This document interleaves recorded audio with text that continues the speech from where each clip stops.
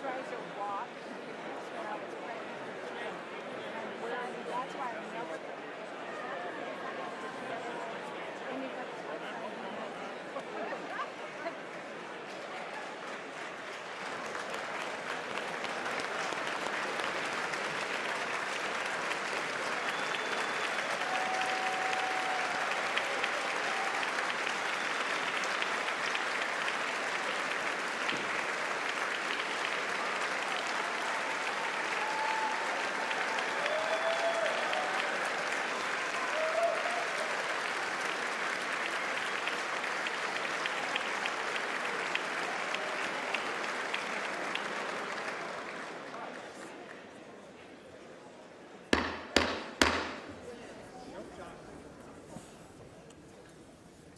Mr. Speaker, the President's Cabinet.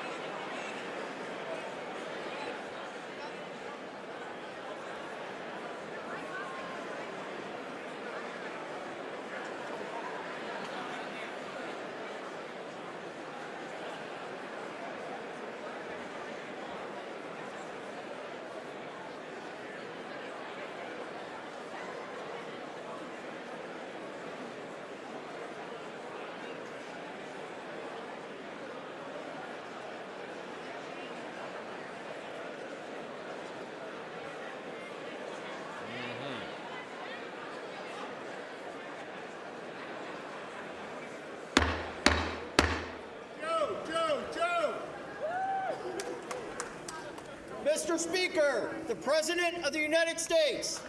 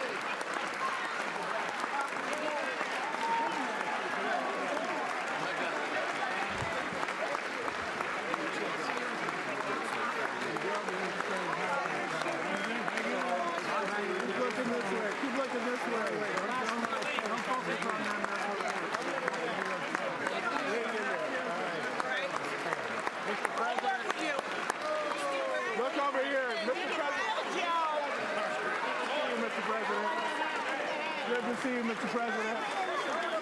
This is about you. This is about the soul of the nation.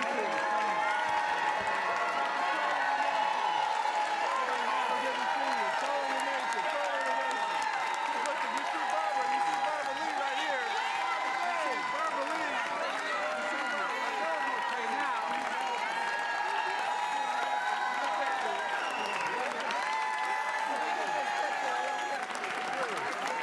Bless you, sir.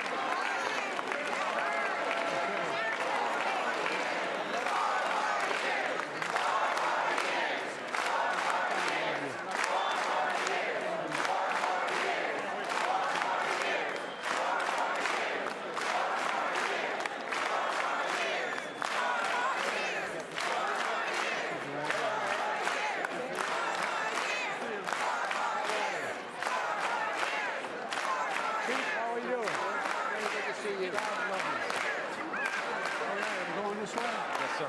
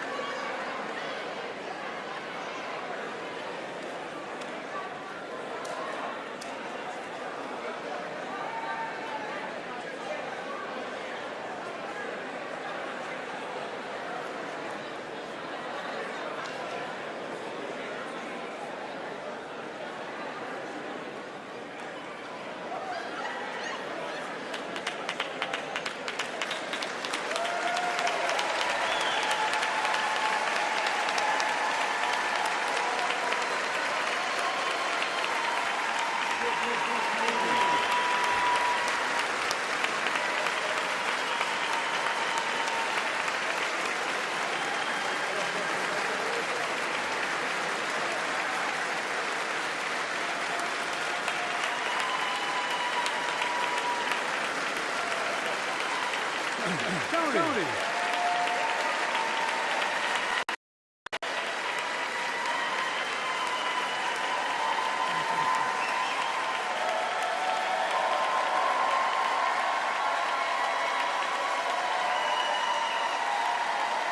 Thank you.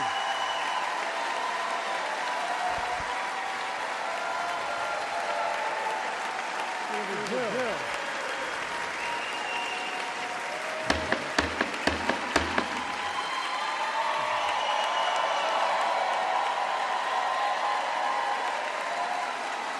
Good evening.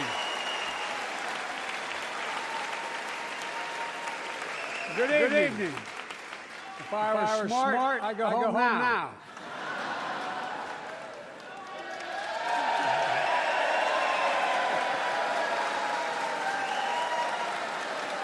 Mr. Speaker, Madam Vice President, members of Congress, my fellow Americans, in January 1941, Franklin Roosevelt came to this chamber to speak to the nation. And he said, I address you at a moment unprecedented in the history of the Union. Hitler was on the march. War was raging in Europe. President Roosevelt's purpose was to wake up Congress and alert the American people that this was no ordinary time. Freedom and democracy were under assault in the world. Tonight, I come to the same chamber to address the nation. Now, it's we who face an unprecedented moment in the history of the Union. And yes, my purpose tonight is to wake up the Congress and alert the American people that this is no ordinary moment either. Not since President Lincoln and the Civil War have freedom and democracy been under assault at home as they are today.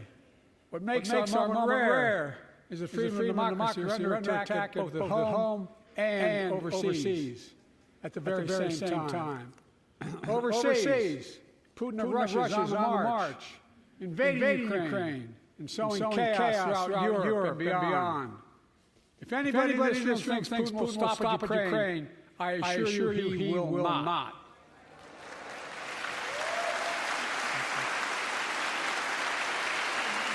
But Ukraine Ukraine can stop Putin. Ukraine can stop Putin if we stand with Ukraine and provide the weapons that needs to defend itself.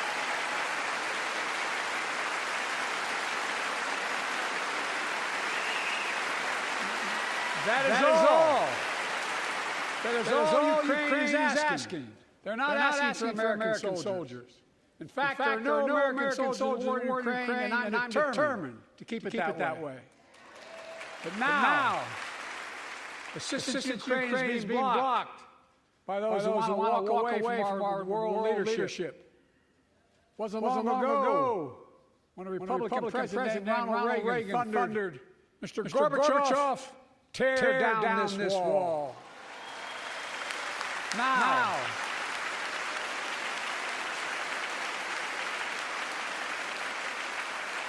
my predecessor, a former Republican president tells Putin, quote, do whatever the hell you want. That's a quote. A former president actually said that. Bowing down to a Russian leader. I think it's outrageous, it's dangerous, and it's unacceptable.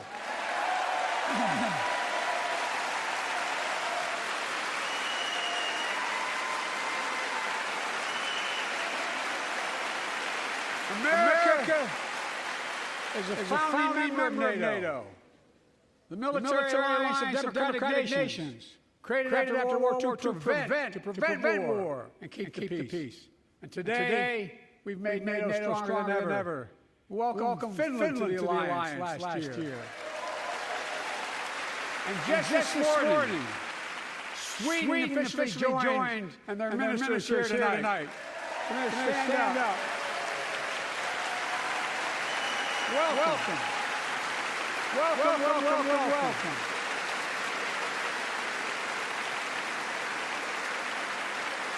And they know how to fight. Mr. Prime Minister, welcome to NATO, the strongest military alliance the world has ever seen. I say this to Congress, we have to stand up to Putin.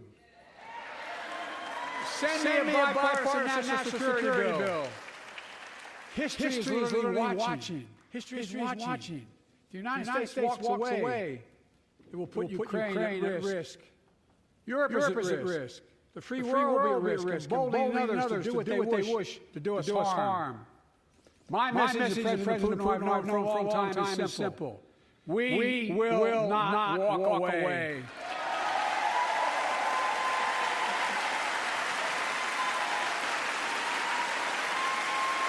We will not bow down.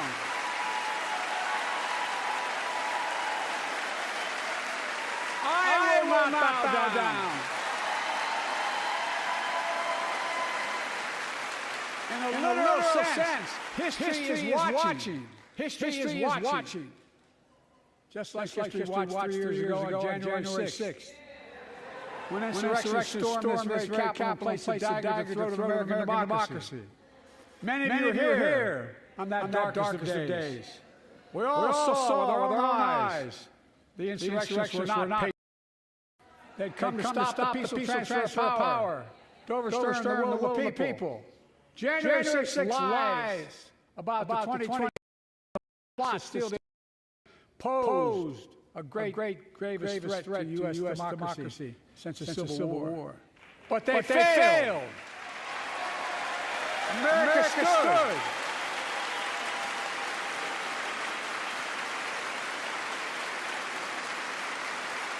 America stood strong, and democracy prevailed.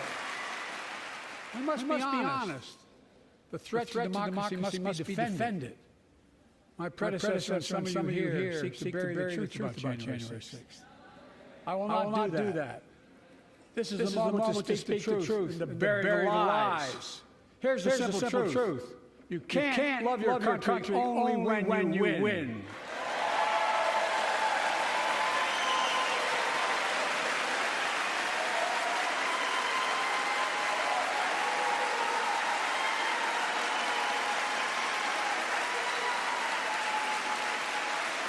As I've done ever since being elected to office, I ask all of you without regard to party to join together and defend democracy.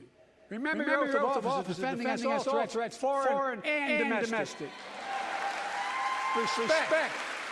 Respect free and fair elections, restore trust in our institutions, and make clear political violence has absolutely no place in America. Zero place. Again.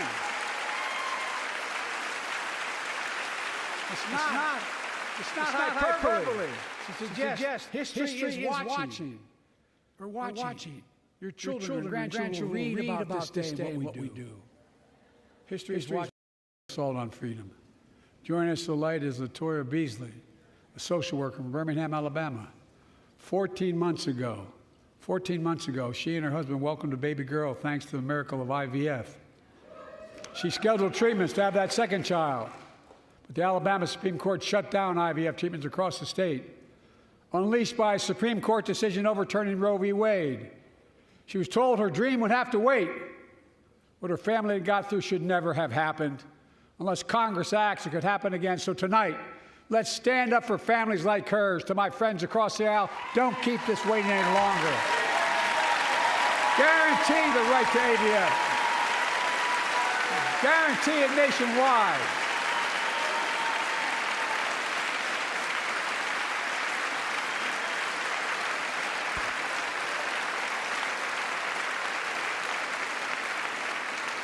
Like most Americans, I believe Roe v. Wade got it right.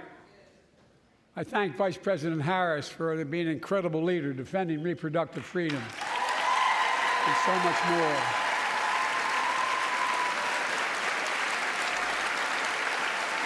Thank you. My predecessor came to office determined to see Roe v. Wade overturned. He's the reason it was overturned, and he brags about it. Look at the chaos that has resulted. Joining us tonight is Kate Cox, the wife and mother from Dallas. She's become pregnant again and had a fetus of a fatal condition. Her doctor told Kate that her own life and her ability to have children in the future were at risk if she didn't act. Because Texas law banned her ability to act, Kate and her husband had to leave the state to get what she needed. What her family got through should have never happened as well, but it's happening in too many others. There are state laws banning the freedom to choose, criminalizing doctors, forcing survivors of rape and incest to leave their states to get the treatment they need. Many of you in this chamber and my predecessor are promising to pass a national ban on reproductive freedom. My God, what freedom else would you take away? Look, it's a decision to overturn Roe v. Wade. The Supreme Court majority wrote the following, and with all due respect, justices, women are not without electoral power. Electoral or political power. You're about to realize just how much you were right about that.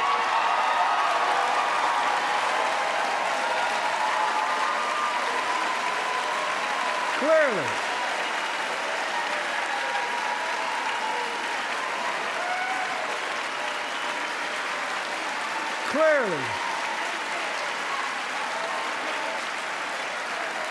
Those bragging about overturning Roe v. Wade have no clue about the power of women. But they found out when reproductive freedom was on the ballot. We won in 2022 and 2020, and we'll win again in 2024.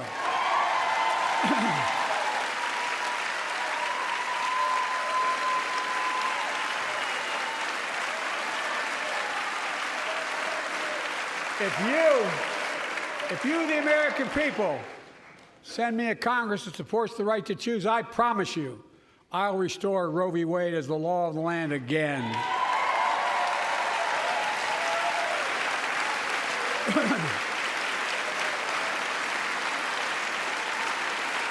Folks, America cannot go back. I'm here tonight to show what I believe is the way forward, because I know how far we come. 4 years ago next week, before I came to office, the country was hit by the worst pandemic and the worst economic crisis in a century. Remember the fear, record losses? Remember the spikes in crime and the murder rate, raging virus? that took more than 1 million American lives, of loved ones, millions left behind, a mental health crisis of isolation and loneliness. A president, my predecessor, failed the most basic presidential duty that he owes to American people, the duty to care. I think that's unforgivable. I came to office determined to get us through one of the toughest periods in the nation's history. We have. It doesn't make news in 1,000 cities and towns. The American people are writing the greatest comeback story never told.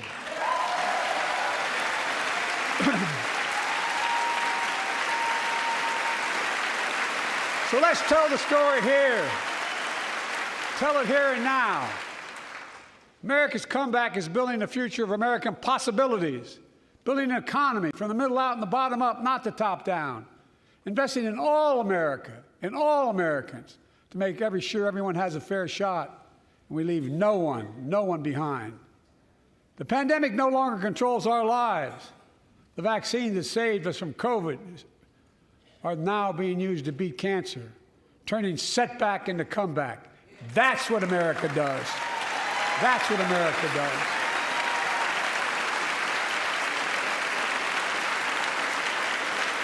Folks, my inherited economy is on the brink. Now our economy is literally the envy of the world. 15 million new jobs in just 3 years, a record, a record. Unemployment at 50-year lows. A record 16 million Americans are starting small businesses, and each one is a little act of hope. With historic job growth, small business growth for Black, Hispanic, and Asian Americans, 800,000 new manufacturing jobs in America, and counting. Where is it written we can't be the manufacturing capital of the world? We will. More people have health insurance today. More people have health insurance today than ever before. The racial wealth gap is the smallest it's been in 20 years. Wages keep going up, inflation keeps coming down. Inflation has dropped from 9% to 3%, the lowest in the world, and 10 lower.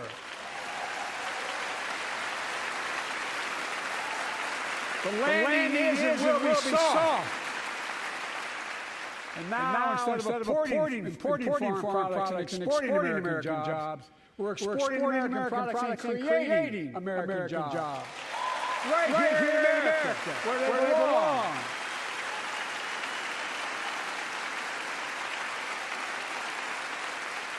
And it takes time, but the American people are beginning to feel it.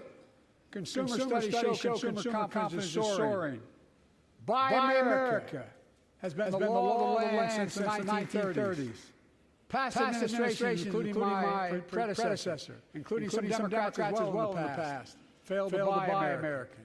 Not anymore. On my watch, federal projects that you fund, like helping build American roads, bridges, and highways, will be made with American products and built by American workers.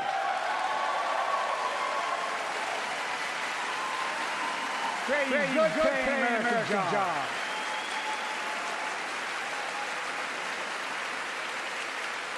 And thanks to our CHIPS and Science Act, the United States is investing more in research and development than ever before. During the pandemic, the shortage of semiconductors, chips, that drove up the price of everything from cell phones to automobiles. And by the way, we invented those chips right here in America. Well, instead of having to import them, private companies are now investing billions of dollars to build new chip factories here in America, creating tens of thousands of jobs. Many of those jobs paying $100,000 a year and don't require a college degree.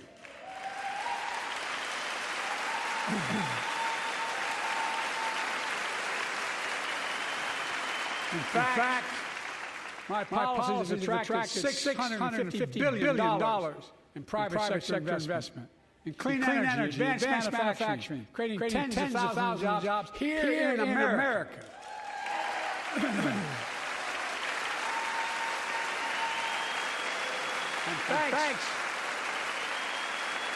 And thanks to our bipartisan infrastructure law, 36,000 new projects have been announced all across your communities. And by the way, I noticed some of you strongly voted against it, or they're cheering on that money coming in. I like it. I'm with you. I'm with you. If any of you don't want that money in your district, just let me know. Modernize our roads and bridges, ports and airports, public transit systems. Removing poisonous lead pipes so every child can drink clean water without risk of brain damage.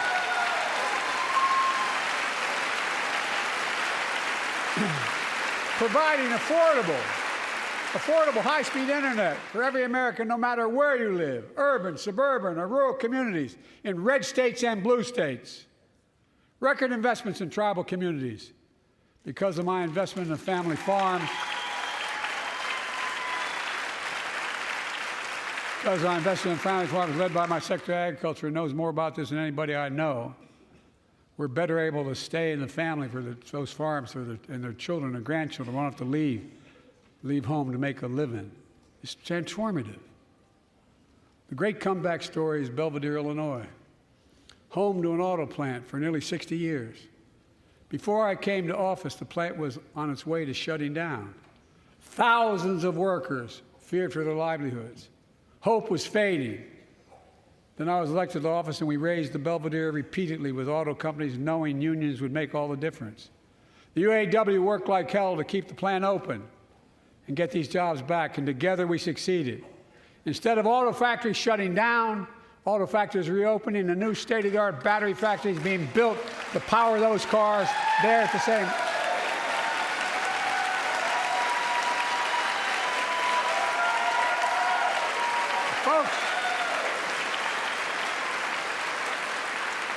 The folks of Belvedere, I say, instead of your town being left behind, your community is moving forward again. Because instead of watching auto jobs of the future go overseas, 4,000 union jobs with higher wages are building the future in Belvedere right here in America.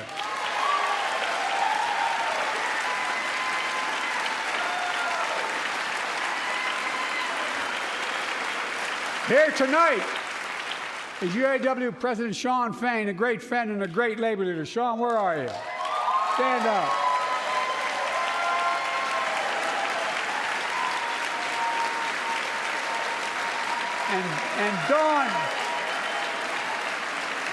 And Dawn Sims, a third-generation worker, UAW worker at Belvedere. Shawn, I was proud to be the first president to stand on the picket line, and today, Dawn has a good job in her hometown, providing stability for her family and pride and dignity as well. Showing once again, Wall Street didn't build America. They're not bad guys. They didn't build it, though.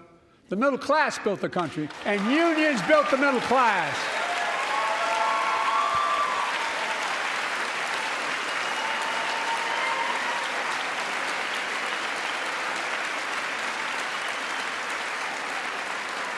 I say to the American people, when America gets knocked down, we get back up. We keep going. That's America.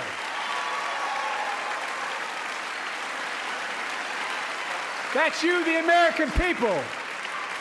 It's because of you America's coming back. It's because of you our future is brighter. It's because of you that tonight we can proudly say the state of our union is strong and getting stronger.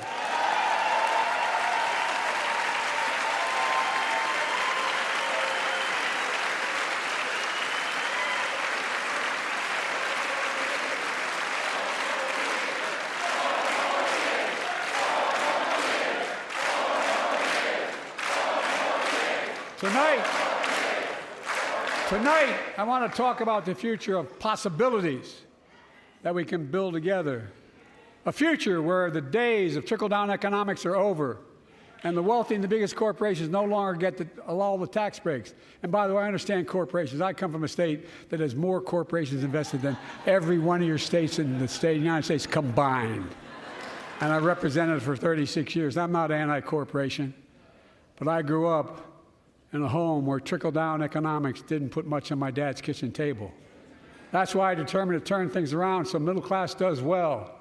When they do well, the poor go way up and the wealthy still do very well. We all do well. And there's more to do to make sure you're feeling the benefits of all we're doing. Americans pay more for prescription drugs than anywhere in the world. It's wrong, and I'm ending it.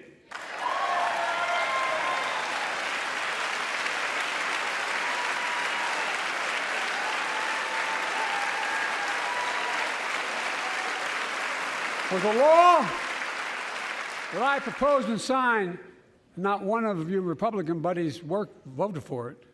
We finally beat Big Pharma. Instead of paying $400 a month or thereabouts for insulin with diabetes, and it only costs $10 to make, they only get paid $35 a month now and still make a healthy profit. And but what to do next? I want to cap the cost of insulin at $35 a month for every American who needs it. Everyone.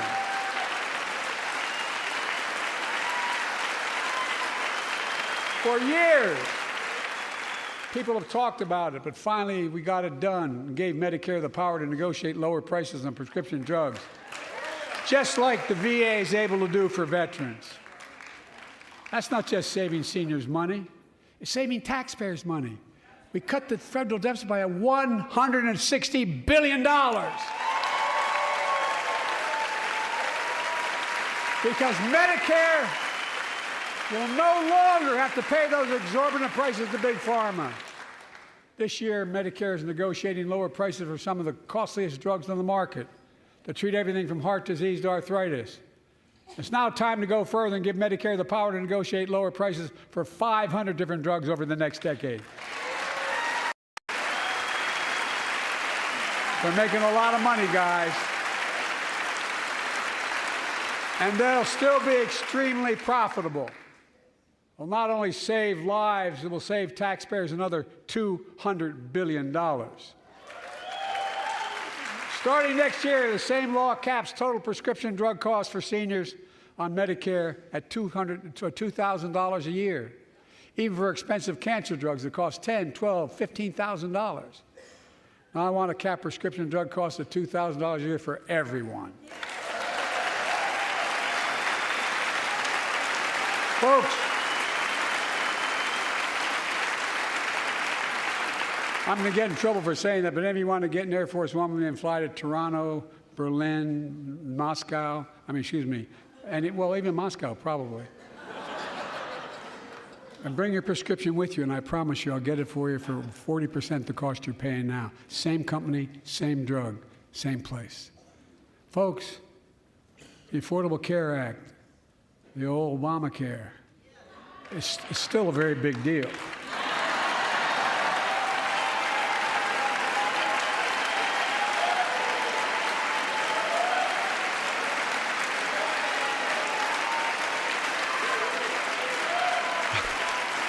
Over 100 million of you can no longer be denied health insurance because of pre-existing condition. But my predecessor, and many in this chamber, want to take this prescription drug away by repealing the Affordable Care Act. I'm not going to let that happen. We stopped you 50 times before, and we'll stop you again. In fact, I'm not only protecting it, I'm expanding it. They enacted tax credits of $800 per person per year, reduce health care costs for millions of working families. That tax credit expires next year. I want to make that savings permanent.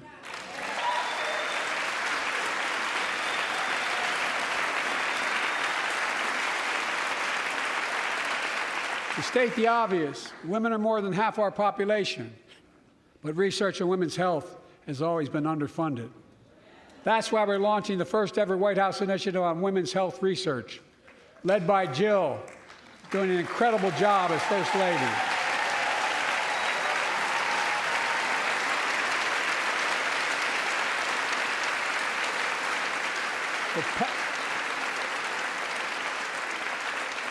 We'll pass my plan for $12 billion to transfer women's health research and benefit millions of lives all across America. I know the cost of housing is so important to you.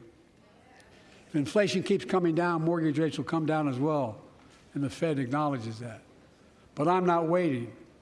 I want to provide an annual tax credit that will give Americans $400 a month for the next 2 years as mortgage rates come down, to put toward their mortgages when they buy their first home or trade up for a little more space. Just for 2 years.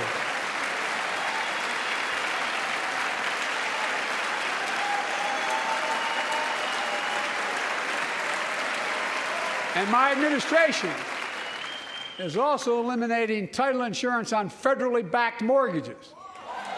When you refinance your home, you can save $1,000 or more as a consequence. For millions of renters, we're cracking down on big landlords who use antitrust law, who break antitrust laws by price fixing and driving up rents. We've cut red tape so builders can get federally financing, which is already helping build a record 1.7 million new housing units nationwide. Now pass and build and renovate 2 million affordable homes and bring those rents down.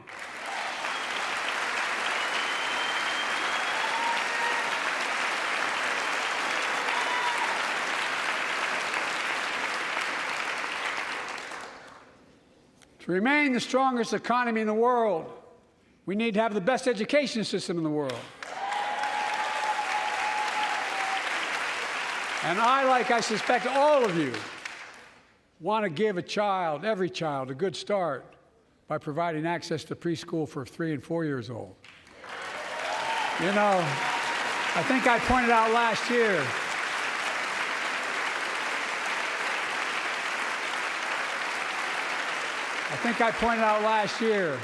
that children coming from broken homes where there's no books, they're not read to, not spoken to very often, start school, kindergarten, or first grade, having heard 1 million fewer words spoken.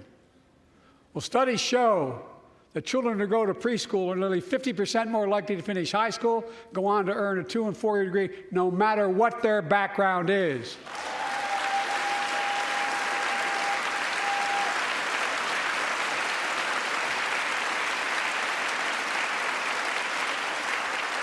I met a year and a half ago with the leaders of the Business Roundtable. They were mad that they were angry, I think, well, they were discussing why I wanted to spend money on education. I pointed out to them, as vice president, I met with over 182 of those folks. Don't hold me to the exact number. And I asked them what they need most, the CEOs. And you've had the same experience on both sides of the aisle. They say a better educated workforce, right? So I looked at them, and I say, I come from Delaware. DuPont used to be the 8th largest corporation in the world. And every new enterprise they bought, they educated the workforce to that enterprise. But none of you do that anymore. Why are you angry with me providing you the opportunity for the best educated workforce in the world? And they all looked at me and said, I think you're right. I want to expand high-quality tutoring and summer learning to see that every child learns to read by 3rd grade.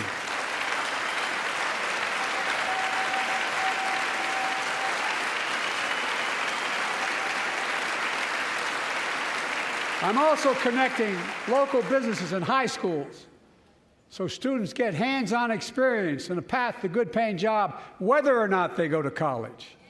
And I want to make sure the college is more affordable. Let's continue increasing the Pell Grants to working and middle-class families and increase record investments in HBCUs and minority-serving institutions, including Hispanic institutions.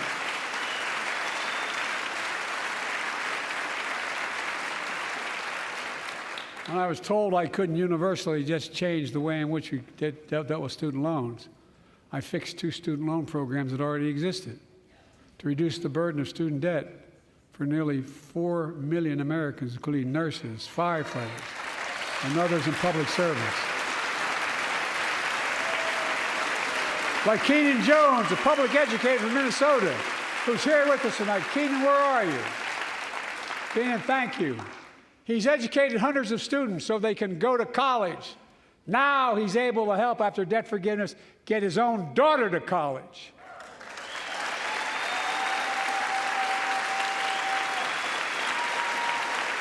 And folks, look, such relief is good for the economy because folks are now able to buy a home, start a business, start a family. While we're at it, I want to give public school teachers a raise.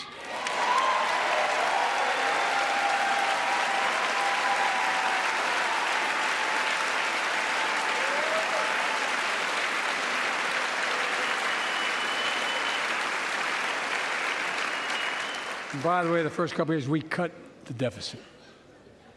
Now, let me speak to the question of fundamental fairness for all Americans. I've been delivering real results in fiscally responsible ways. We've already cut the federal deficit. We've already cut the federal deficit over $1 trillion. I signed the bipartisan deal to cut another $1 trillion in the next decade. It's my goal to cut the federal deficit another $3 trillion by making big corporations and very wealthy finally beginning to pay their fair share.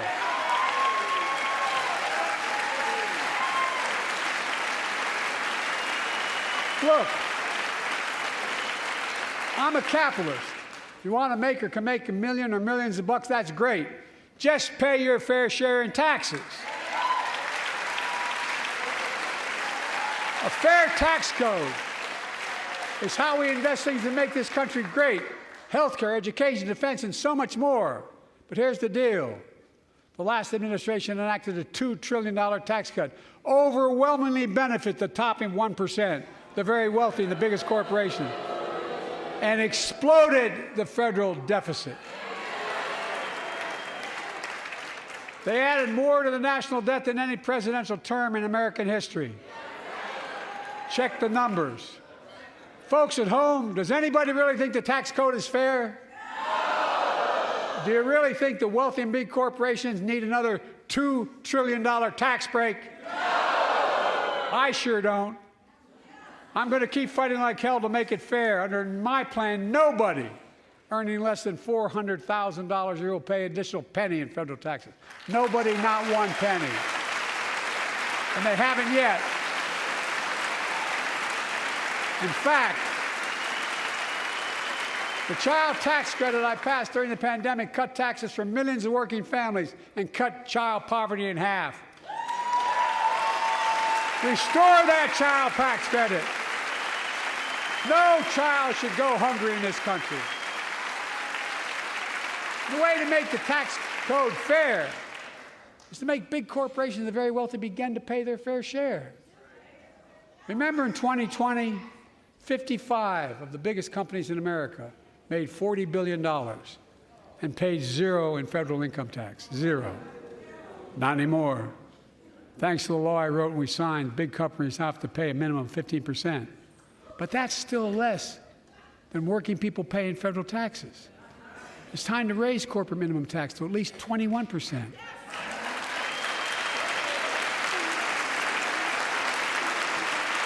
So every big corporation finally begins to pay their fair share.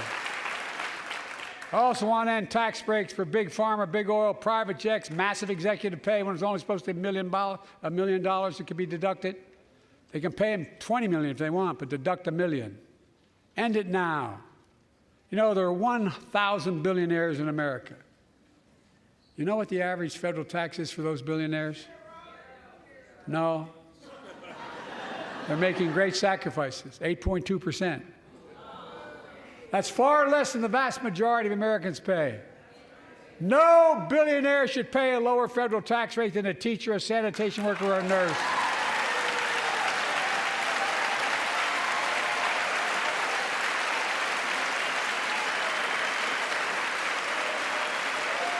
I propose a minimum tax for billionaires of 25%, just 25%. You know what that would raise? That would raise $500 billion over the next 10 years. And imagine what that could do for America. Imagine a future with affordable child care. Millions of families can get what they need to go to work to help grow the economy. Imagine a future with paid leave, because no one should have to choose between working and taking care of their sick family member.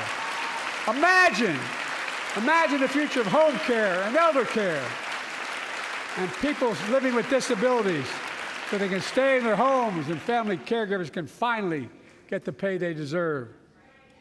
Tonight, let's all agree once again to stand up for seniors. Many of my friends on the other side of the aisle want to put Social Security on the chopping block. If anyone here tries to cut Social Security, Medicare, or raise the retirement age, I will stop you.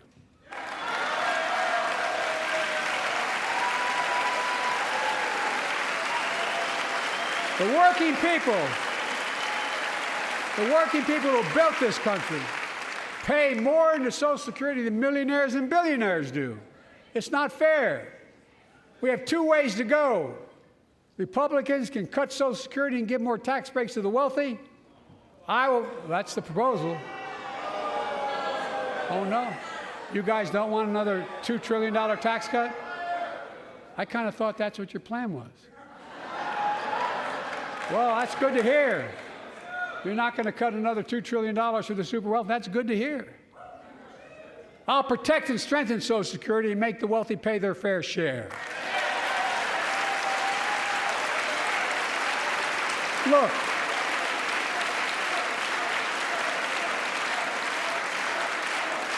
too many corporations raise prices to pad their profits, charging more and more for less and less. That's why we're cracking down on corporations that engage in price gouging and deceptive pricing, from food to health care to housing. In fact, the snack companies think you won't notice if they change the size of the bag and put a hell of a lot fewer, same size bag, put fewer chips in it. No, I'm not joking.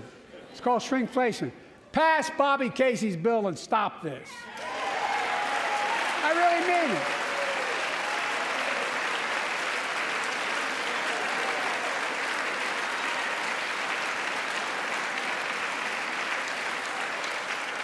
You probably all saw that commercial on Snickers bars. You get charged the same amount, and you got about, 10% fewer Snickers in it. Look, I'm also getting rid of junk fees, those hidden fees at the end of your bill that are there without your knowledge. My administration announced we're cutting credit card late fees from $32 to $8.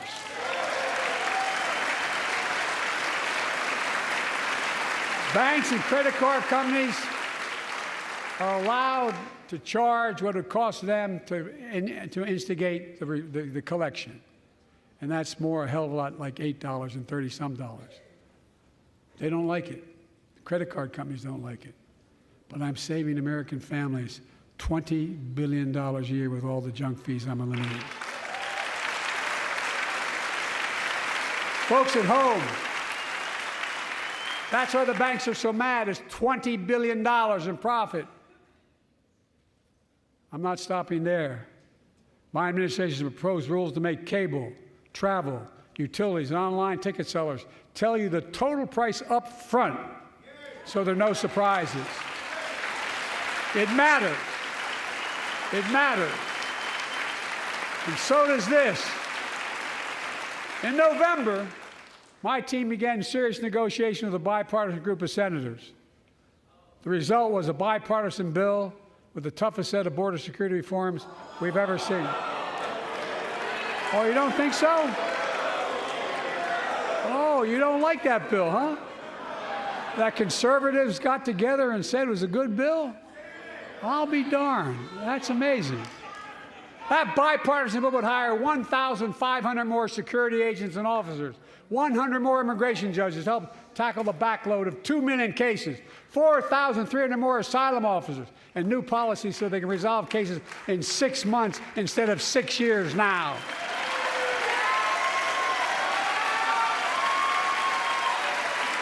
What are you against? 100 more high-tech drug detection machines to significantly increase the ability to screen and stop vehicles smuggling fentanyl into America. That's killing thousands of children. This bill would save lives and bring order to the border. It will also give me and any new president new emergency authority to temporarily shut down the border when the number of migrants at the border is overwhelming. The Border Patrol Union has endorsed this bill. The Federal Chamber of Commerce is, yeah. You're saying low. Look at the facts. I know you know how to read.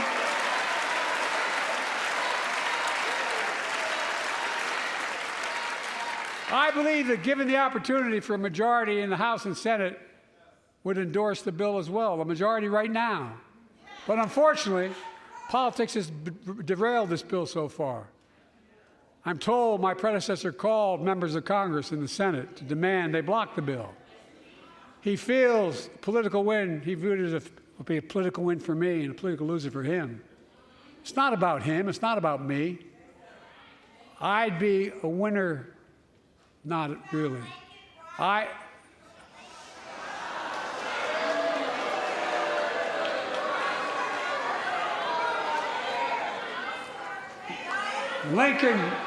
Lincoln Riley, an innocent young woman who was killed by an illegal. That's right. But how many of thousands of people being killed by illegals? To her parents, I say, my heart goes out to you, having lost children myself. I understand.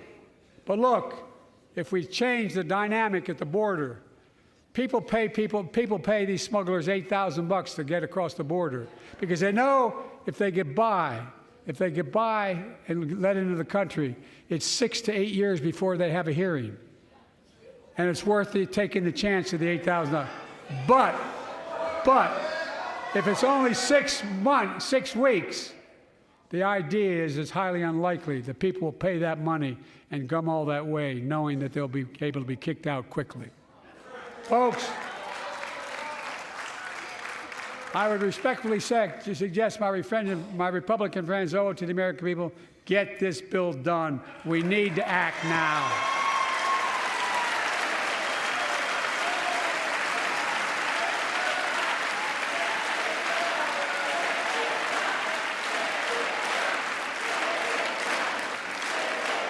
And if my predecessor is watching, instead of paying politics and pressuring members of Congress to block the bill, join me in telling the Congress to pass it.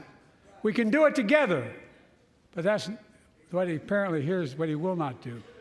I will not demonize immigrants saying they are poison in the blood of our country. I will not separate families. I will not ban people because of their faith. Unlike my predecessor on my first day in office, I introduced a comprehensive bill to fix our immigration system. Take a look at it. It has all these and more. Secure the border. Provide a pathway to citizenship for dreamers, and so much more. But unlike my predecessor, I know who we are as Americans. We're the only nation in the world with a heart and soul that draws from old and new. Home to Native Americans, whose ancestors have been here for thousands of years. Home to people of from every place on earth. They came freely. Some came in chains. Some came when famine struck, like my ancestral family in Ireland. Some to flee persecution, to chase dreams that are impossible anywhere but here in America. That's America. And we all come from somewhere, but we're all Americans.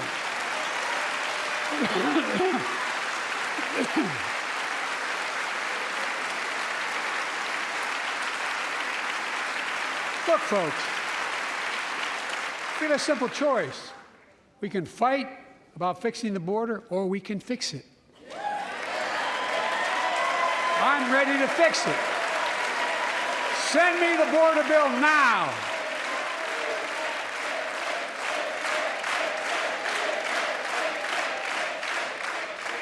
A transformational moment in history happened 59 years ago today in Selma, Alabama. Hundreds of foot soldiers for justice marched across the Edmund Pettus Bridge, named after the Grand Dragon of the Ku Klux Klan, to claim their fundamental right to vote. They were beaten, they were bloody, and left for dead. Our late friend and former colleague, John Lewis, was on that march. We miss him.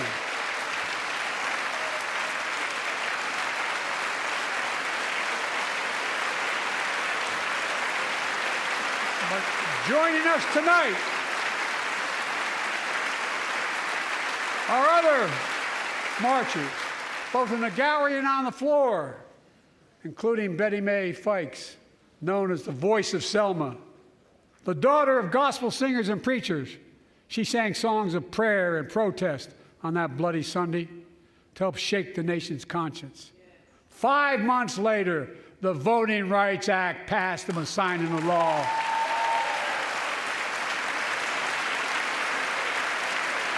Thank you. Thank you, thank you, thank you.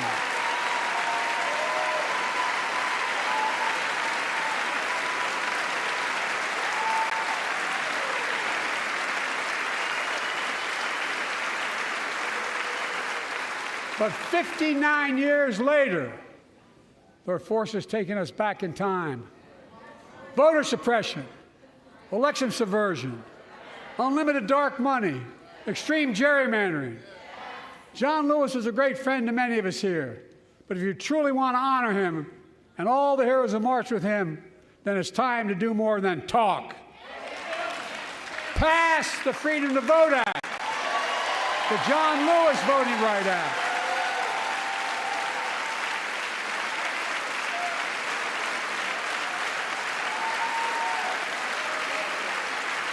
And stop denying another core value of America, our diversity across American life. Banning books, it's wrong. Instead of erasing history, let's make history. I want to protect fundamental rights. Pass the Equality Act. And my message to transgender Americans, I have your back. Pass the PRO Act for workers' rights. Raise the federal minimum wage, because every worker has a right to a decent living more than $7 an hour. We're also making history by confronting the climate crisis, not denying it. I don't think any of you think there's no longer a climate crisis. At least I hope you don't. I'm taking the most significant action ever on climate in the history of the world. I'm cutting our carbon emissions in half by 2030, creating tens of thousands of clean energy jobs, like the IBEW work is building and installing 500,000 electric vehicle charging stations. Conserving 30% of America's lands and waters by 2030. And taking action on environmental justice fence line communities smothered by the legacy of pollution. And patterned after the Peace Corps and AmeriCorps, I launched the Climate Corps to put 20,000 young people to work in the forefront of our clean energy future. I'll triple that number in a decade.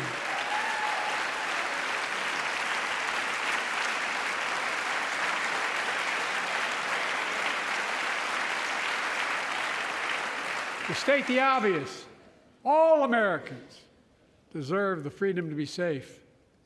And America is safer today than when I took office. Year before I took office, murder rates went up 30%.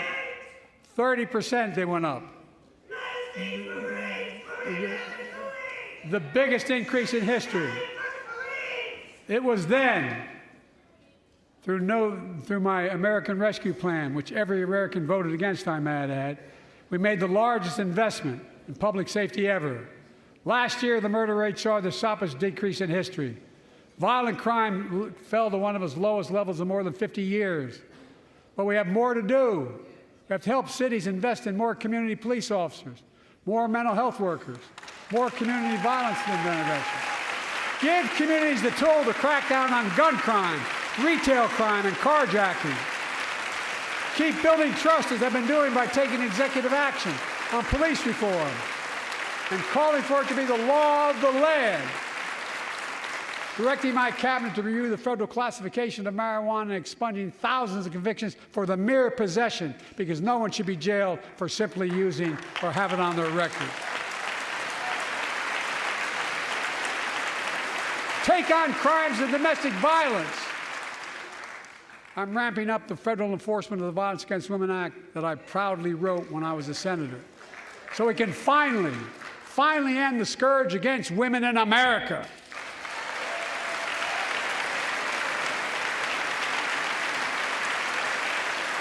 There are other kinds of violence I want to stop. With us tonight is Jasmine, whose 9-year-old sister Jackie was murdered with 21 classmates and teachers in an elementary school in Uvalde, Texas. Very soon after that happened, Jill and I went to Uvalde for a couple of days. We spent hours and hours with each of the families. We heard their message, so everyone in this room, in this chamber, could hear the same message. The constant refrain, and I was there for hours meeting with every family. They said, do something. Do something. Well, I did do something by establishing the first ever Office of Gun Violence Prevention in the White House that the Vice President is leading the charge. Thank you for doing it. Meanwhile,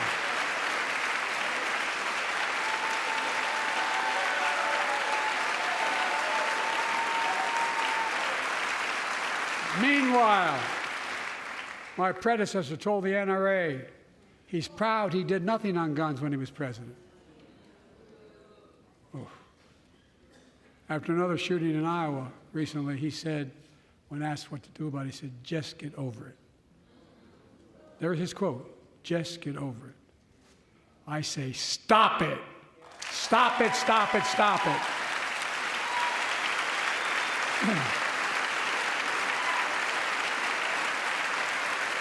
I'm proud we beat the NRA when I signed the most significant gun safety law in nearly 30 years because of this Congress. We now must beat the NRA again. I'm demanding a ban on assault weapons and high-capacity magazines. Pass universal background checks. None of this. I taught the Second Amendment for 12 years. None of this violates the Second Amendment or vilifies responsible gun owners. You know, as we manage challenges at home, we're also managing crises abroad, including in the Middle East. I know the last 5 months have been gut-wrenching for so many people, for the Israeli people, for the Palestinian people, and so many here in America. This crisis began on October 7th with a massacre by a terrorist group called Hamas, as you all know.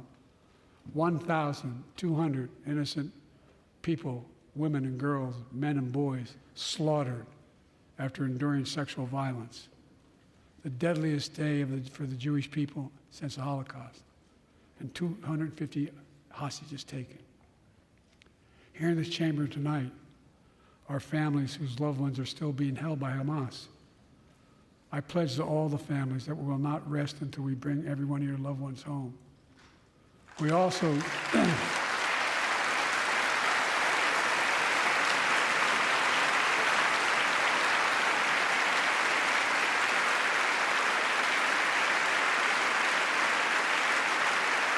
We will also work around the clock to bring home Evan and Paul, Americans being unjustly detained by the Russians and others around the world.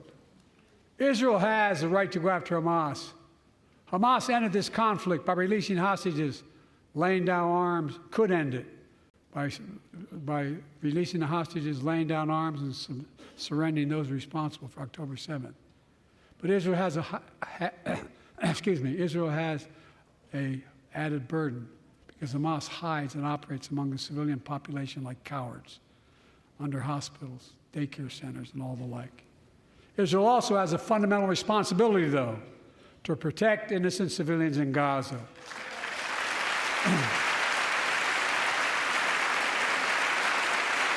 This war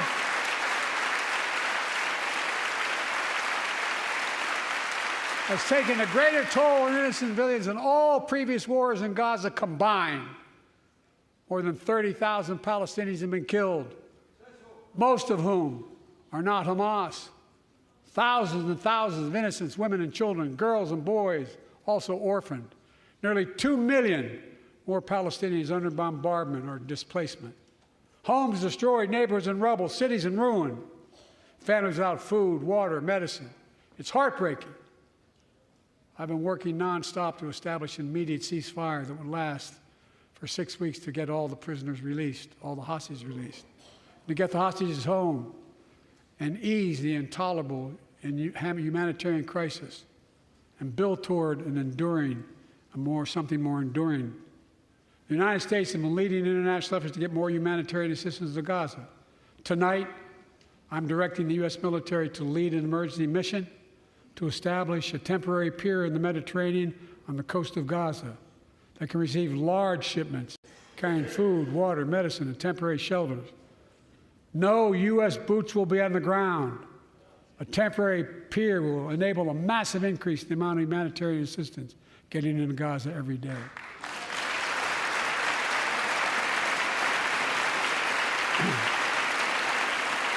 And Israel must do its part. Israel must allow more aid into Gaza to ensure humanitarian workers aren't caught in the crossfire. And they're announcing they're going to have a crossing in northern Gaza. To the leadership of Israel, I say this: humanitarian assistance cannot be a secondary consideration or a bargaining chip. Protecting and saving innocent lives has to be a priority. As we look to the future, the only real solution to the situation is a two-state solution over time.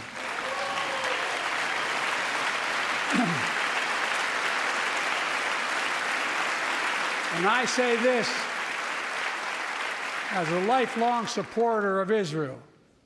My entire career, no one has a stronger record with Israel than I do. I challenge any of you here. I'm the only American president of Israel in wartime. But there is no other path that guarantees Israel's security and democracy.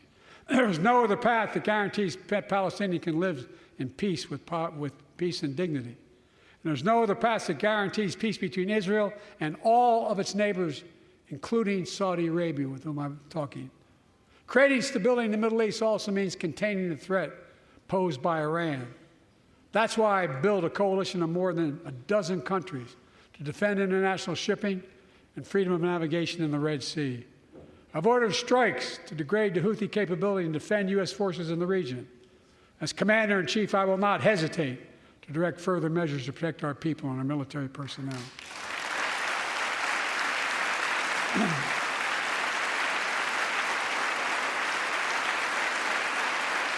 For years, I've heard many of my Republican and Democratic friends say that China is on the rise and America's falling behind.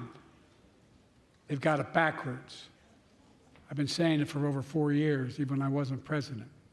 America's rising. We have the best economy in the world.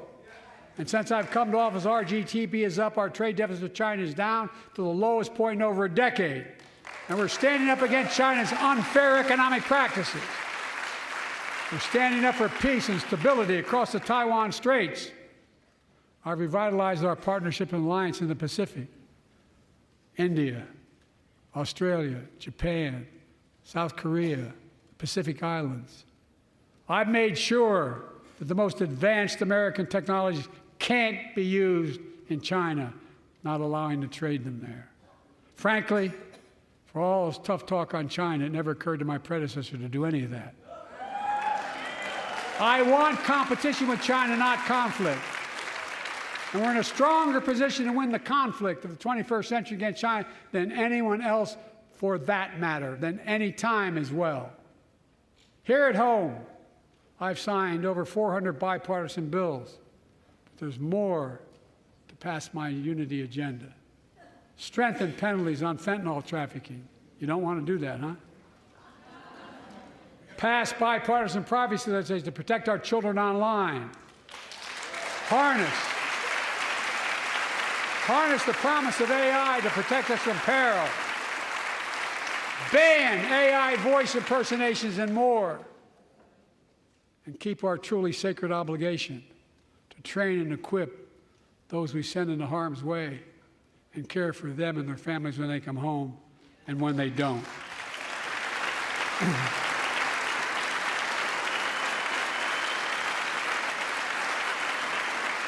That's why the song Support and Help of Dennis and the VA, I signed the PACT Act.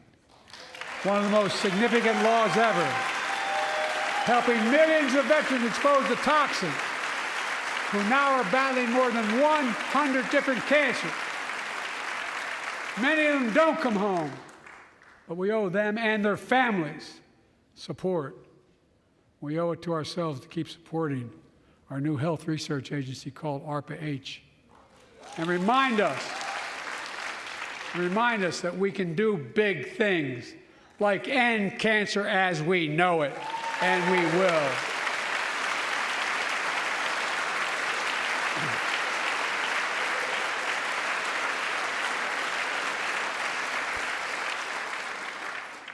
Let me close with this.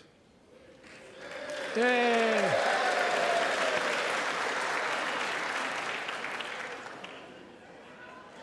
I know you don't want to hear any more, Lindsay, but I got to say a few more things. I know it may not look like it, but I've been around a while.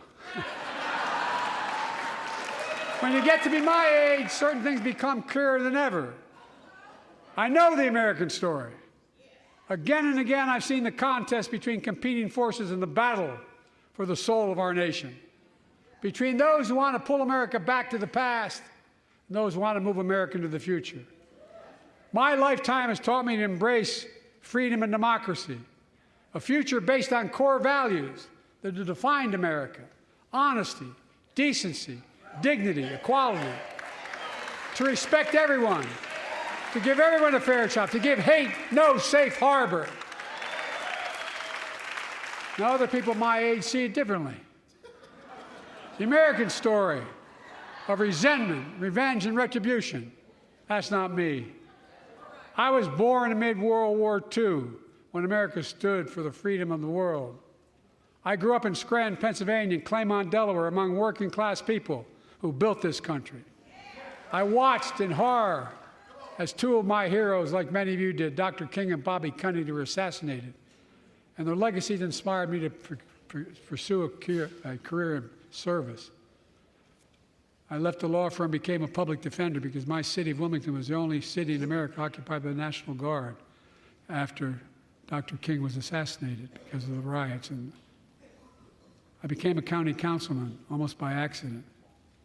I got elected to the United States Senate when I had no intention of running at age 29. Then vice president to our first black president. Now president to the first women vice president.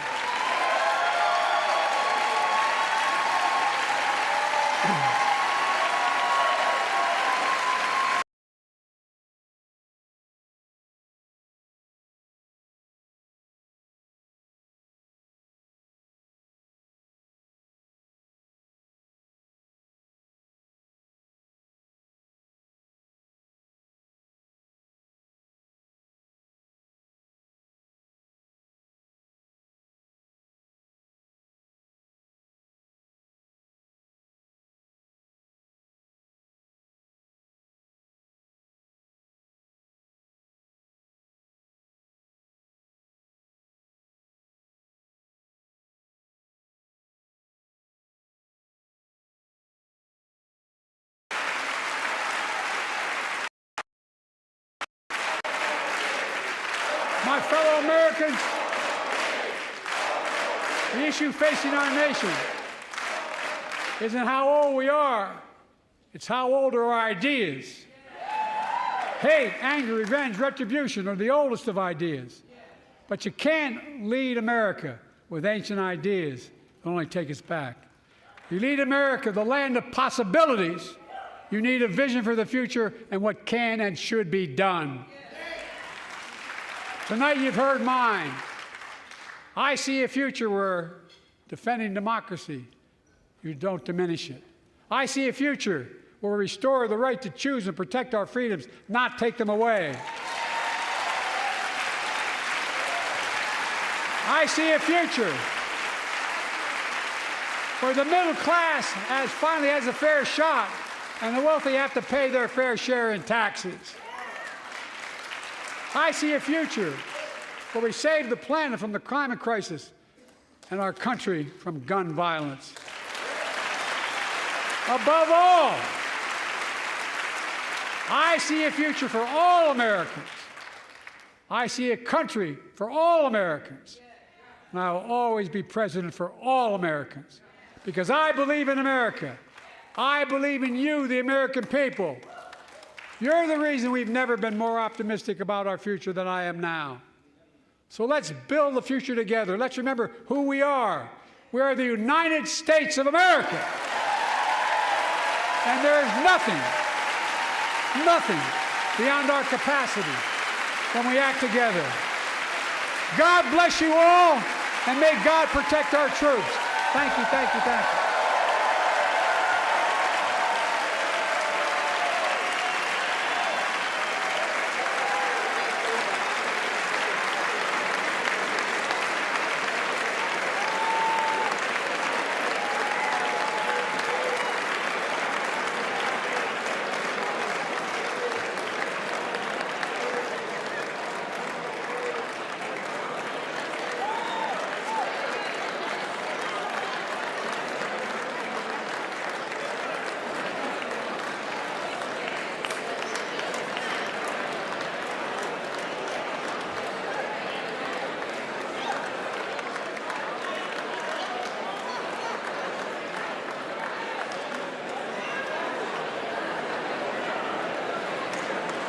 Bobby, I didn't embarrass you, did I? Mr. President, whoever's working there.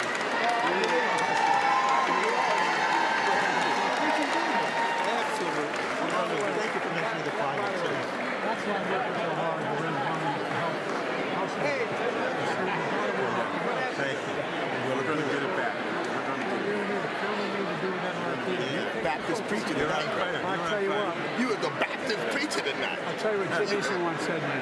He said, what did old Jim Eason do for you in Delaware? I said, Mr. Chairman, someplace you'd help and someplace you'd hurt. He looked at me and said, I'll come and campaign for you again and whichever helps you. That's why You were awesome. Come on now. Good job.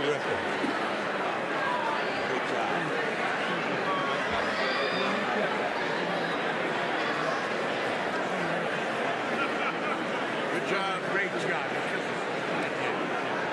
Good job. Be lively. That was a sermon today. Thank you, man. Well, hell, very nice. Good to see you. Thanks. Great job. Thank you. You knocked it out of the park. Great work. You know, there's no T in Spank.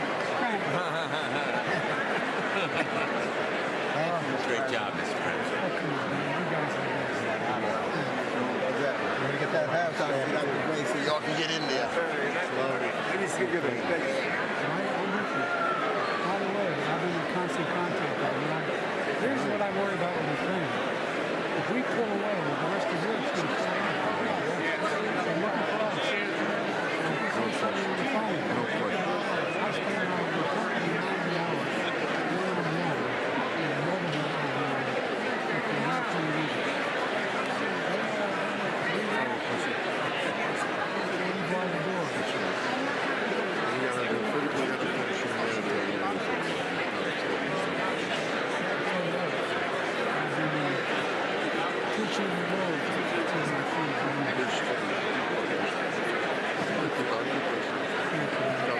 We're going to get a deal done on Ukraine. We have to. Yes. There's no. Good job on the border. Thank you. Thank you. Thank you. You give me accountability. Oh, yeah. I'm sticking with it. No, I really mean it. No, really. Thank you, sir. And this guy with you does too. Oh, yeah, he does. Good. It was amazing. You did a good job. You were right on. Yeah, you were on fire. You were on fire. Nobody's going to talk about cognitive impairment now. Yeah. You were on fire. I kind of wish sometimes there was cognitive impairment. You did well. Very good. I'm working real hard.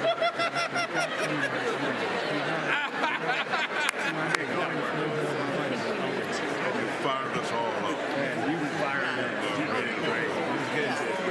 Hey, Pat. Hey, God. I want you to know, the Democratic Party, I took the first two people to vote. Marcel and I, we voted for you.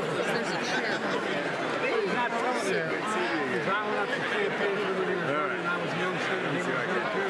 Okay. I was younger. And I got a call from my house. I was called home. Let's see if I can get out of the way. And I get out of the way so y'all can protect us. And I got 1 second, so I got a call. And I got a call every morning when you're away. He said,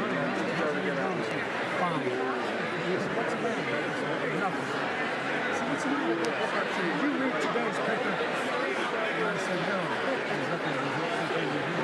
I said, they don't have many things in Vermont. I said, headlines, top of the polls, Biden, poorest man in Congress. Is that true? Is that true? Like I was cheating on somebody.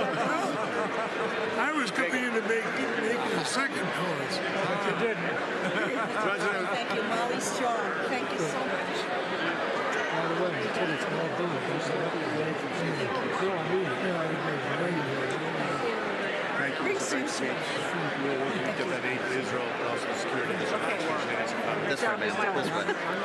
I actually wanted to go that way so I could say hello to the camera and mix it over now because there's chairs right there. I'll be there in 2 weeks. I had my team over there for I know. Mr. President, great job tonight.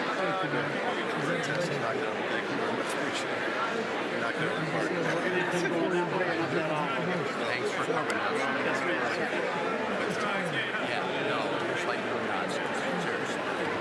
Good job, officer. Tammy Duckworth Thanks down here for trying to get to you, but she can't get out. I'll get the team. Thanks for building.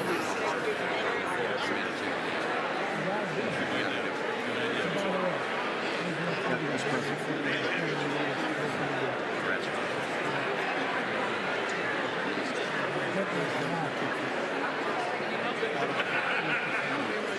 It's got to turn around.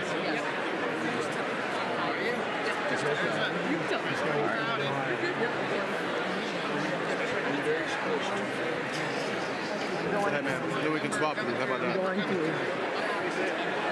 Sorry about that.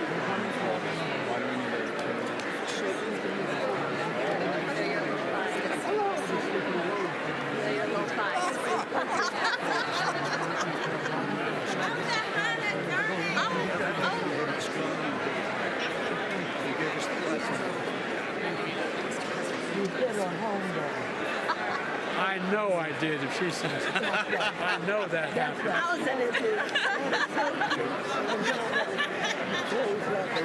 We're walking this way, so we're going that way? Yep, we're going this way right here. Go back. Thank you, guys. Adam, do you got any space behind you? Nope.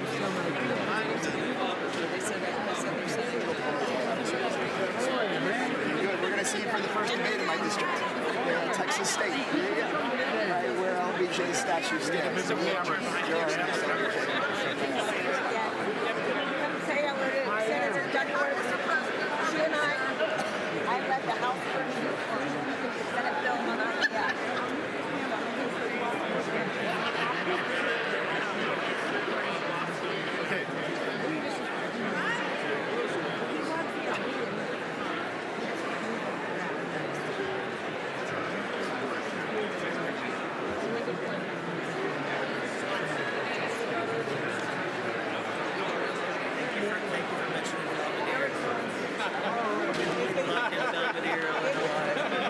I shouted real loud. I didn't hear it.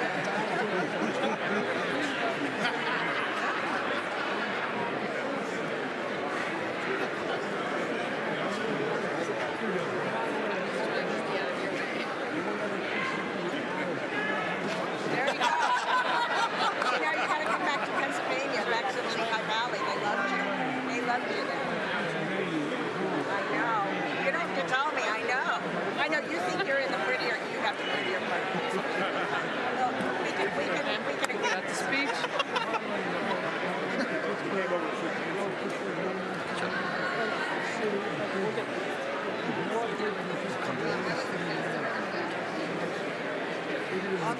Yeah, that's right.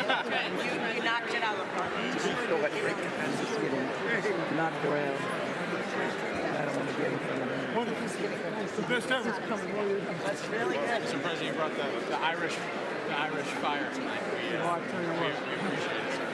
You know, Proud of you.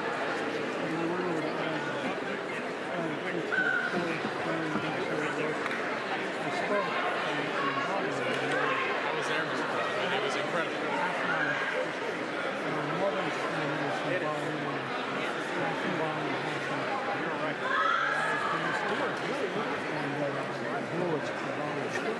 I showed up and they gave me a copy of the bill for his check. great grandfather made the bricks. Do it again. In the church. I want to get y'all doing it. Not this one. No, take a picture. I want to natural.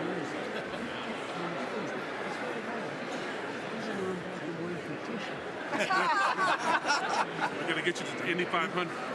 Get kicked out and took name. Sorry.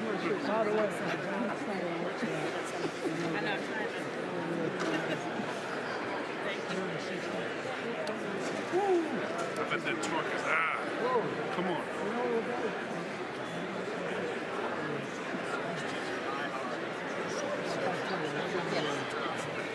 I've had the Secret Service test track, which I know